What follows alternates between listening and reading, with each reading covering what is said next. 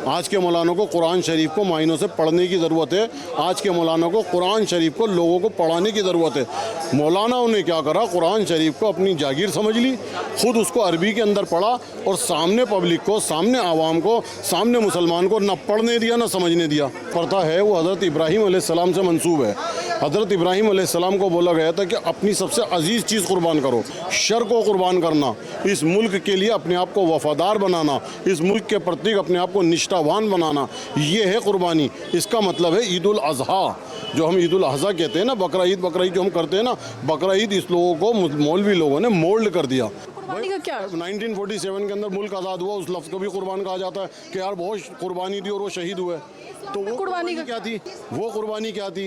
मुल्क को आज़ाद करने के लिए कुर्बानी दी गई ना। कि जो मौलाना साहब हैं बंगाल में, उन्होंने कहा कि अगर गाय कटना बंद हो जाती हैं तो मुसलमान गाय काटना बंद कर दें, खाना भी बंद कर दें, और इससे सबसे बड़ा नुकसान हिंदुओं को होगा। क्या आप इस बयान से नहीं, देखिए, हिंदुओं को नहीं होगा, मुल्क को नुकसान होगा। ये एक बहुत बड़ा बिजनेस था, ठीक है ना।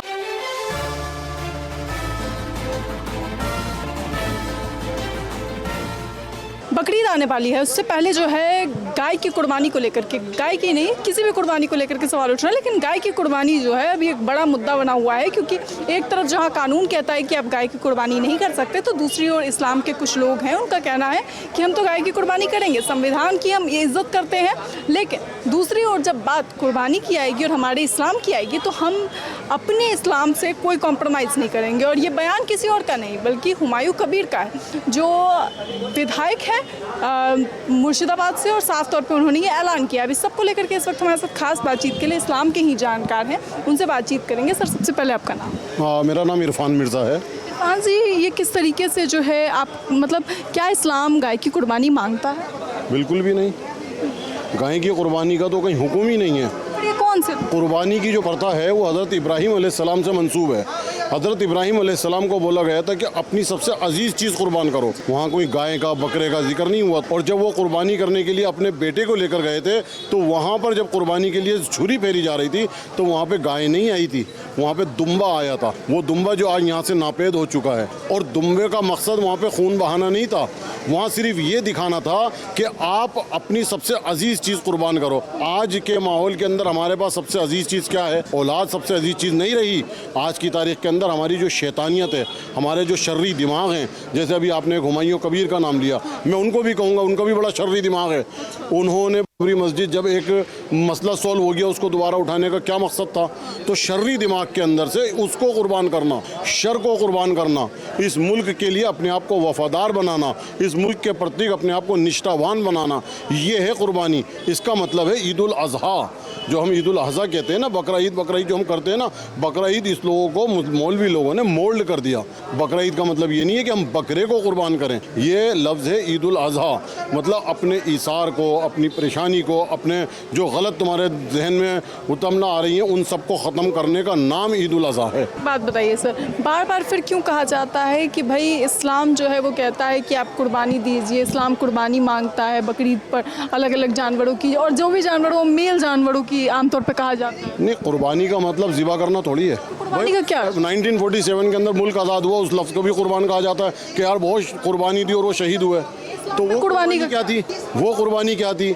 मुल्क को आज़ाद करने के लिए कुर्बानी दी गई ना, वो भी तो एक कुर्बानी है। वहाँ पर कोई लोग थोड़ी काटे गए थे, ठीक है ना। तो कुर्बानी का मतलब ये है कि आप अपने जज्बात को, आप अपने अंदर की ईसा को, आप अपने अंदर की शैतानियत को ख़त्म करना, ठीक है ना।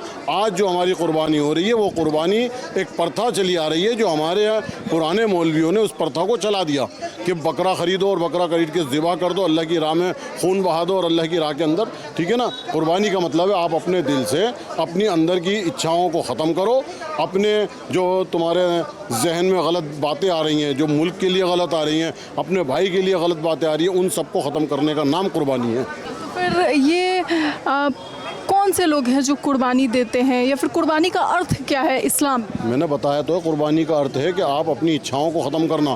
कुर्बानी का अर्थ ये कतई नहीं है कि आप बकरे को ज़िबा करो और उसके खून को नालियों के अंदर बहा दो।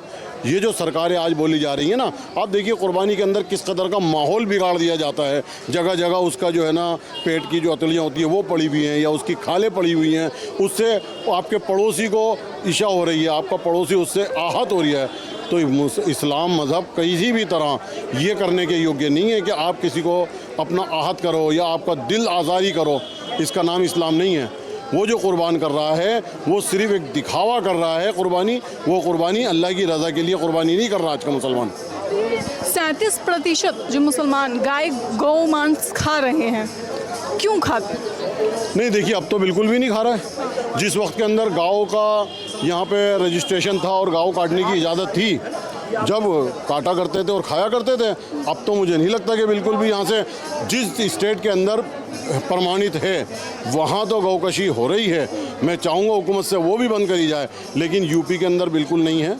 ना चोरी छुपे कट रही है और ना सामने कट रही है, ना रजिस्ट्रेशन कट रही है। दिल्ली के अंदर तो कतई गायें एंट्री नहीं हो रही बॉर्डर से। कटना और खाना तो बहुत दूर की बात। एक इस पे सवाल याद आया, अभी जो है बड़ी मस्जिद के जो मौलाना साहब हैं बंगाल में, उन्होंने कहा कि अगर गाय कटना बंद हो जाती हैं तो मुसलमान गाय काटना बंद कर दें, खाना भी बंद कर दें, और इससे सबसे बड़ा नुकसान हिंदुओं को होगा। क्या आप इस बयान से नहीं, देखिए हिंदुओं को नहीं होगा, मुल्क को नुकसान होगा। ये एक बहुत बड़ा बिजनेस था, ठीक है ना। उस बिजनेस के ऊपर रोक लग जाएगी। उस बिजनेस को करने वाले अल कबीर जैन हैं, उस बिजनेस को करने वाले दूसरे जिस तरीके के ये गोश्त को सप्लाई करने वाले लोग हैं, उन लोगों को दिक्कत आएगी, बिजनेस में प्रॉब्लम होगी। अदरवाइज़ मुसलमान को कतई फ़र्क नहीं पड़ेगा। मुसलमान के बाप की जागीर नहीं है गाय कि उसको ही खाना है ये या वही काटेगा। मुसलमान तो सब्ज़ी खाकर भी ज़िंदा रह सकता है, मुसलमान तो टमाटर प्याज आलू खाकर भी ज़िंदा रह सकता है, और उसने ऐसा करके दिखाया। मुसलमान को ये ज़रूरी नहीं है कि वो गोश्त ही खाएगा या गोश्त ही खाना है, और गोश्त भी खाना है तो गाय का खाना, ऐसा कुछ नहीं है। वो बकरे का गोश्त भी छोड़ सकता है, वो गाय का भी छोड़ सकता है, वो भैंस का भी छोड़ सकता है। उसको ज़रूरत नहीं है किसी भी तरह खाने की, और ये बंगाल में करके दिखा दिया उन्होंने। फिर भी बवाल हो रहा है। सर बवाल तो अपोजिशन वाले कर रहे हैं, उनको लग रहा है क्योंकि ये बिजनेस कहीं ना कहीं स्टॉप हो रहा है, कहीं ना कहीं डिस्टर्बेंस हो रही है, इसलिए बवाल हो रहा है। अच्छा, एक बात बताइए, सड़क पर नमाज जायज़ है या फिर कबूल होती है या नहीं? नहीं, सड़क पर नहीं है। नमाज के लिए तो मस्जिद को ख़रीद कर उस जगह पर नमाज़ पढ़नी चाहिए। एक बात बताइए, फिर यूपी में जिस तरीके से नमाज को लेकर के कंट्रोवर्सी हो रही है, अखिलेश यादव का कहना है कि मुसलमान हमारे भाई हैं और अगर वो नमाज पढ़ ही लेंगे सड़क पे तो क्या समस्या हो जाएगी? नहीं देखिए, वो अगर नमाज़ पढ़ ही लेंगे तो अखिलेश यादव को क्या मतलब है इस बात का? वो किसी मौलवी और मुफ्ती से फतवा तो लीजिए। आज हमारे इलाके के अंदर, दिल्ली के अंदर, चांदनी चौक के अंदर नमाज होती है फतेहपुरी मस्जिद के बाहर।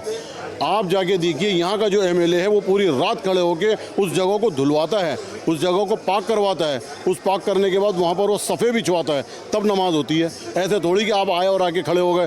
पाक जगह पर नमाज आई है, नापाक जगह पर नहीं आई है। आप किसी भी मस्जिद के बाहर खड़े होकर नमाज़ पढ़ लीजिए, ऐसा नहीं होता है। पाक जगह होनी चाहिए, ख़रीदी हुई जगह होनी चाहिए, मस्जिद होनी चाहिए।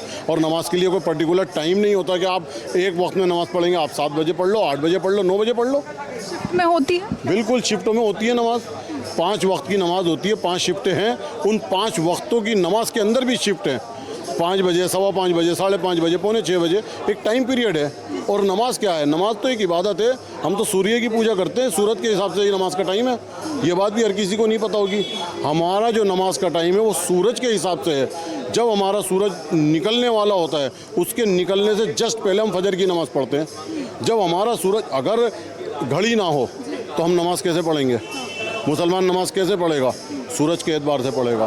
तो सूर्य देवता के एतबार से नमाज़ होती है। ये नहीं है कि नमाज का हमने टाइम रख दिया, अपने आप रख दिया।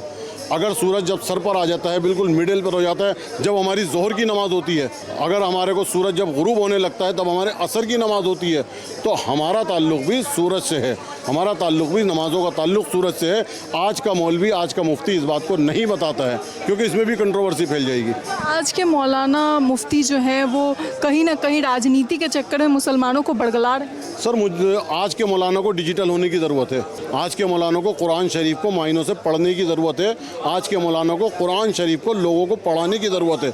मौलानाओं ने क्या करा? कुरान शरीफ को अपनी जागीर समझ ली, खुद उसको अरबी के अंदर पढ़ा और सामने पब्लिक को, सामने आवाम को, सामने मुसलमान को न पढ़ने दिया न समझने दिया।